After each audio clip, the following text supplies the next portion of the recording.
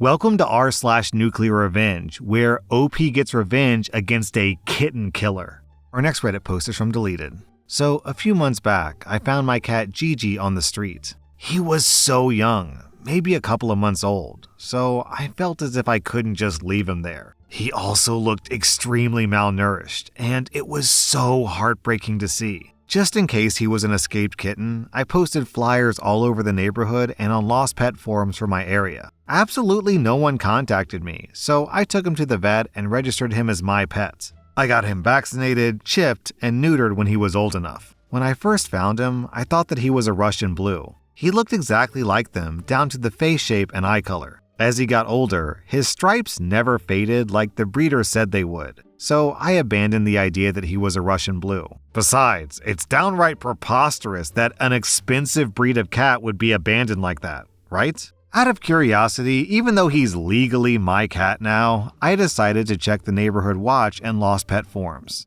That's when I found a post from one of my neighbors going absolutely nuclear on another neighbor, exposing her and her business. I'll call the nuclear neighbor Daisy and the total waste of air Karen. From what I read on Daisy's post, Daisy feeds the local stray cats. There's one in particular, a tabby, that liked to hang out in her lawn. Her next door neighbor, Karen, is a cat breeder, specifically for Russian blue cats. Karen hates Daisy because she feeds the strays and was worried about them ruining her business. One day, Daisy hears screaming coming from Karen's house, sounds of objects being thrown, general commotion. Daisy stepped outside, ready to call the cops, believing it to be a domestic disturbance. Instead, she watched Karen chase a tabby out of her house, smacking it with a broom and trying to kill it. The two got into an argument, which prompted Daisy to write about it for the first time on the neighborhood watch. About 4 to 5 months later, there's more disturbances at Karen's house. Yelling, screaming, bumping around. Once again, Daisy stepped outside to see if they needed help and saw Karen angrily stomping out of her house with a box. She walks down the street a bit, and Daisy discreetly follows her. Karen reaches the tiny playground in the neighborhood and throws the box in the bushes. Daisy goes to the bush and sees a bunch of kittens in the box, around the box, and in the bushes. She tries to grab them all, but a couple run off and she can't catch them. Daisy is pissed, brings the kittens that she managed to catch home, and goes to confront Karen. Karen is also mad at her, blaming Daisy's feeding of the strays for losing her thousands of dollars. The tabby that hangs out around the house apparently got Karen's cat pregnant, and she couldn't sell the kittens because they're not purebred and it's obvious. After their argument, Daisy takes the kittens to the vet,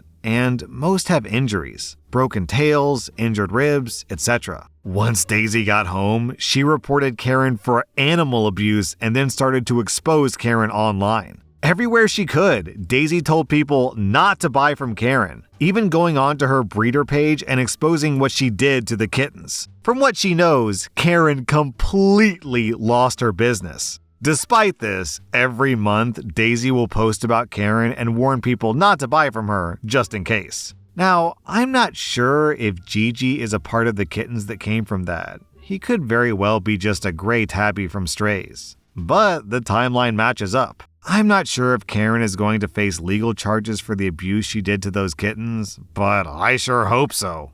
Abusing cats is just moronic because in addition to being unethical, it's one of the worst things you could do to get the entire internet against you. I don't understand why she didn't just post on Craigslist saying, "Hey, I've got free cats, come grab one and it's yours." Instead, she had to kill cats?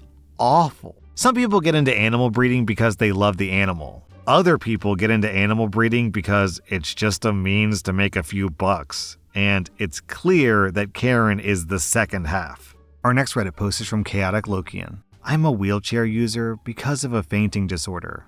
I have severe POTS for those wondering. I looked it up, and POTS is a condition characterized by an excessive increase in heart rate upon standing or sitting upright. So I think it's like when you stand up, you know how sometimes you feel kind of lightheaded?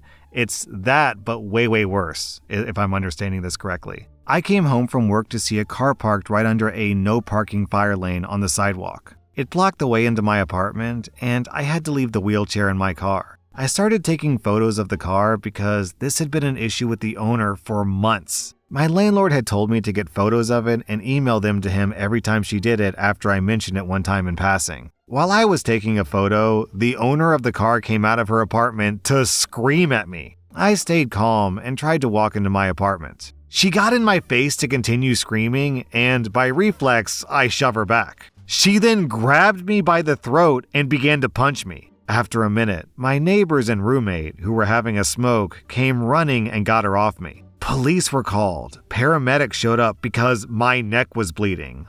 The woman had acrylic nails. And I ended up going to the emergency room because I had a syncope episode while the paramedics were there. I think syncope is when your heart rhythm gets messed up, a temporary loss of consciousness that occurs when the brain doesn't receive enough blood flow. I am completely wrong.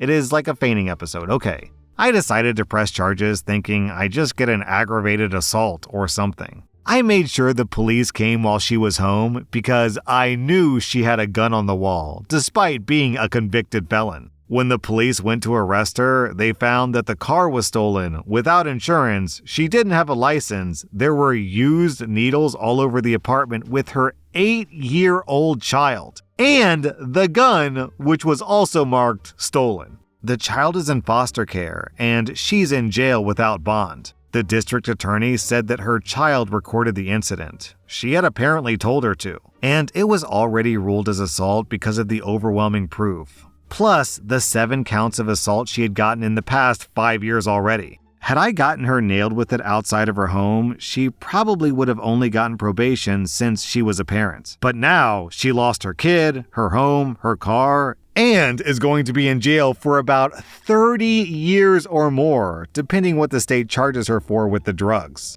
As I was reading the description of terrible things this woman had done, I was thinking, yo, if you're a criminal, why would you park your car illegally? It sounds like those stories of a serial killer who gets caught because, they let their license plate registration expire or something. But then we got to the point of all the needles in the apartment and I was like, aha, now it makes sense. This lady is not operating under conventional logic. Our next Reddit post is from One Half of Ham. In 2003, the company I was working for closed down, so I sought out new employment. I was a machinist by trade, with a great reputation, so it took me less than a day to get a new job. We'll call the new place Spiral because of the specialized tools they made. Anyways, I started out as one of the operators. The place was owner-operated, meaning the owner was there daily. He had a floor supervisor who was actually pretty nice. After I'd been there around a year, the owner and the super had a falling out, and the super left. For whatever reason, the owner, Dick, told me that I was in charge. A little backstory on Dick. He was in his 60s and had started the company out of his garage. He ended up buying a huge chunk of land and turned it into an industrial park all while in his 20s. By now, he was one of the richest guys in the States. He was also the biggest butthole I'd ever met. He treated every employee like garbage, except for me and one other guy. If we dared to talk to each other during work hours, he would scream at us. My promotion kind of financially trapped me. Dick would have no problems talking to me though, and he was the braggy sort of rich guy while paying us the bare minimum. During our talks, I learned that he cooked his books. You see, the industrial park was owned by an entity that he created, while Spiral was owned by another. He would always make sure the park entity charged Spiral enough in rent that it looked like the company was barely staying afloat. He also bragged that he had taken a bunch of industrial waste and buried it on his property at home because it costs so much less. He made my life hell over the next decade, always keeping my pay just high enough that I couldn't afford to leave, while treating me and my guys like garbage. I ended up with a 95% turnover rate on employees. I am not exaggerating. We ended up having to go to temp agencies towards the end. Even they refused to send me people. I had to do some careful wording, but my duties end up swelling to the point where I convinced Dick to let me say that I was the plant manager. This was huge. I have no college degree, but I now had a title and the experience. I started to look for a job in earnest, and after 6 months, I found one for a lot more money, with benefits. Yeah, Spiral had no benefits. Now, over my time at Spiral, I had seen that every person who gave their 2 weeks notice was told to leave on the spot, and the company that hired me insisted I give them the 2-week notice. So I said I would, but I didn't. At the end of my last day, I sat at my desk and sent an email to the head of OSHA and the state EPA's office. 2 men that I had gotten to know well. I filled them in on all the violations that Dick had disclosed. I also sent an email to the state's attorney about the books. I left my keys on my desk with a paper under them that simply read,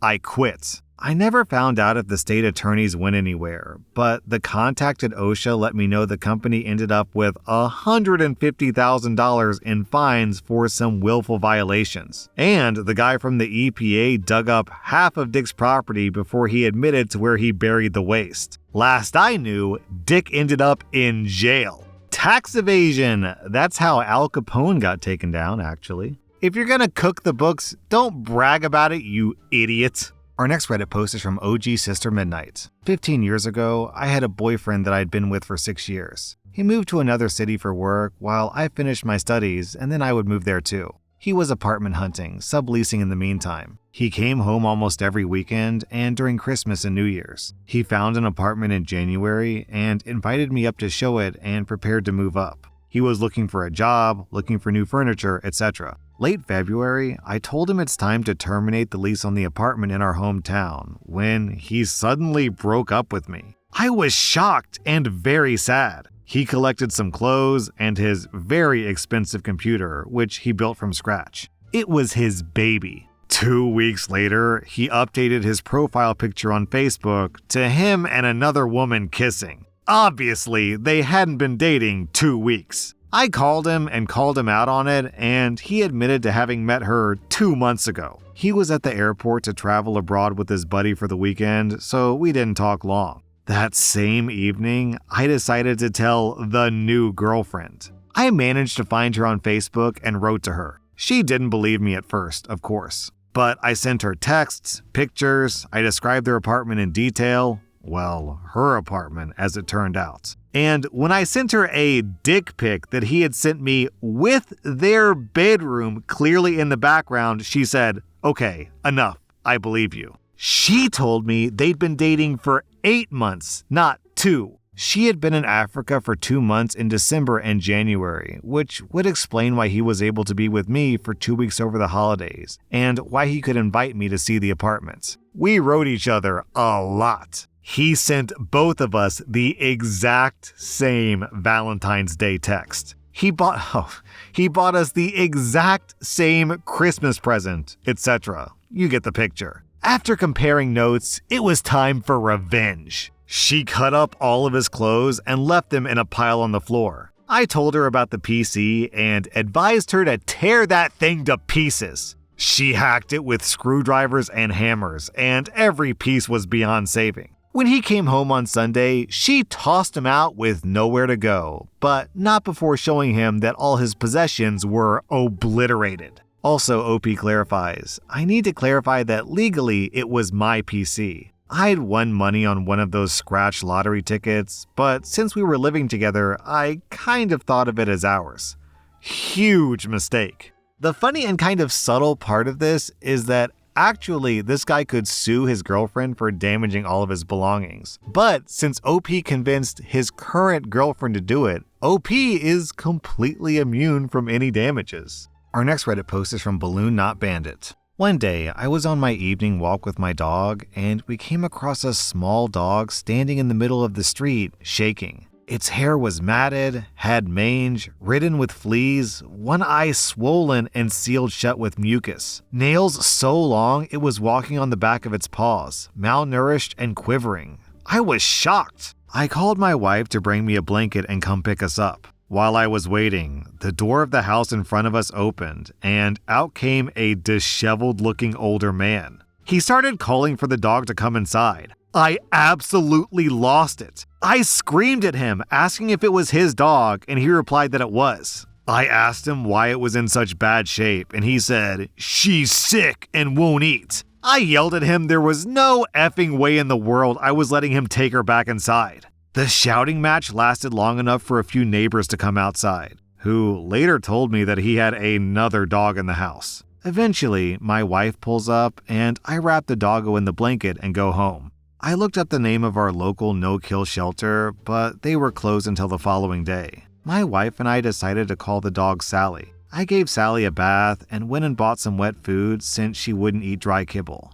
She devoured it. I set her up a nice sleeping area in the garage for her to spend the night. First thing in the morning, I took Sally to the shelter and called animal control and told them what happened. They went to check her out, took a statement from me, and ended up at the old man's house confiscating his other dog. Unfortunately, Sally was put down due to the horrible shape that she was in.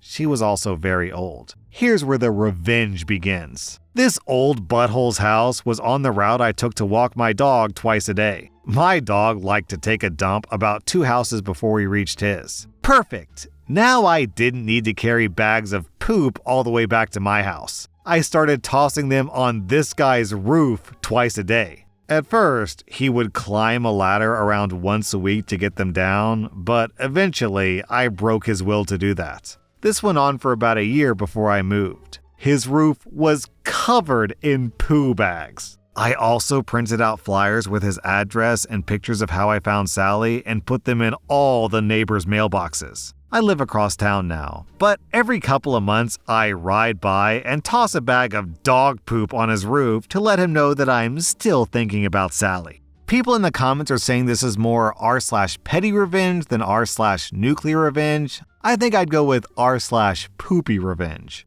That was r/nuclear revenge, and if you like this content, check out my podcast where I publish the exact same episodes. Also, hit that subscribe button because I put out new Reddit videos every single day.